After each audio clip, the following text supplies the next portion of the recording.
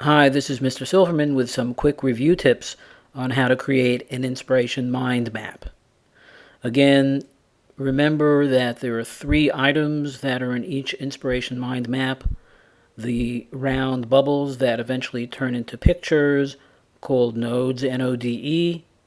The connections between the nodes, which are represented as lines, called links, L-I-N-K. And also the information, the text that you actually want to type into the node called a note, N-O-T-E. So I'm going to start by going into Inspiration and clicking on Diagram, and it'll start me with a first node called Main Idea.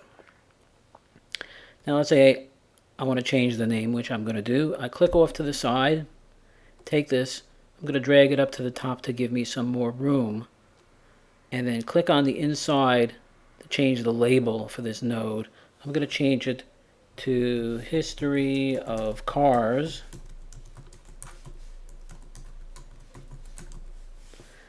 And click off to the side and it saves that information. Notice I can change the shape slightly by just dragging off to the side here.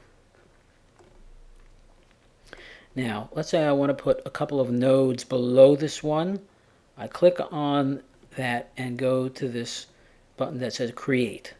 You notice when I mouse over the Create button, the green will change position. So if I am on the left side of the Create button and click it, I'll get a node on the left side. If I'm on the, click back here, the right side, click here, I'll get one on the right, click back here, and if I'm at the bottom, click so. So you can start arranging your nodes and your links like that. Clicking off to the side. In case you happen to delete a link accidentally, which I'm going to do now, I click on it and I hit the delete button. You can always reconnect them. The way you reconnect them is go to the starting one, click the link button, and point to where you want to connect it, and then click the mouse button, and you're set like that. If you want to label or put names on your links, you click on them once, and notice there's a dot that allows you to move it up and down. If I click again inside of the box, I can type whatever I'd like.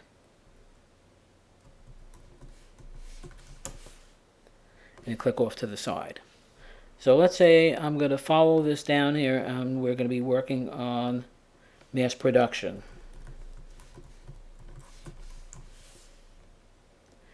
And click off to the side, click on this again, and I'm going to add a note below that, and I want to mention that Henry Ford was very important. He was the inventor of mass production. Click off to the side. So far, I have part of my diagram lined up, but I don't have any text. So let's say I actually want to put text inside one of these nodes, N-O-D-E-S. I click on the node that I'm concerned about and then go to the note button. Click on that and it'll open up a window for me. So I can move this window anywhere I'd like. Start typing. I could resize it if I'd like.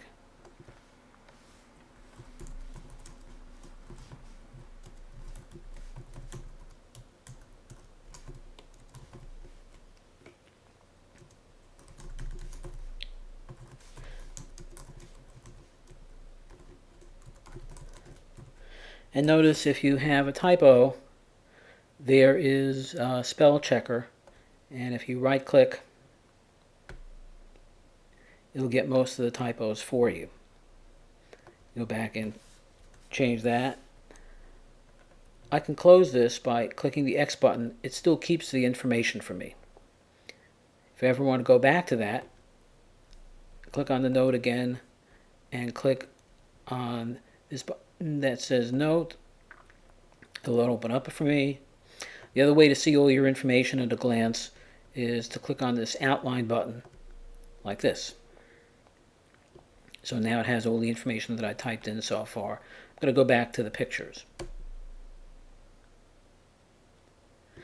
Now, If somehow I scroll off the page and can't find some of my work, if I want to see everything that I've done so far pictorially, I could go down at the bottom here, and where this box with the little mountains is, it's fit to window. Click on that and I'll see everything, and it will be in my window.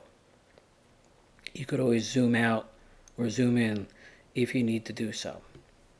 But for the moment, let's say I had a picture of one of Henry Ford's Model T cars, and I want to insert that in there. I've saved the image using Photoshop Elements. It's already on my computer, and I want to insert that. What I'm going to do is go back and click.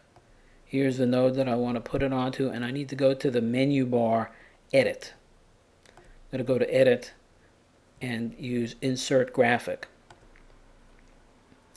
I will have to use the drop down here to find, I put it in Car Photos, and I'm going to use this one that says it's fixed, and hit the open, and it'll insert that there. Now notice it's much bigger than I need it to be, so I'm going to go back here and adjust it slightly just by dragging on one of the handles so it's smaller,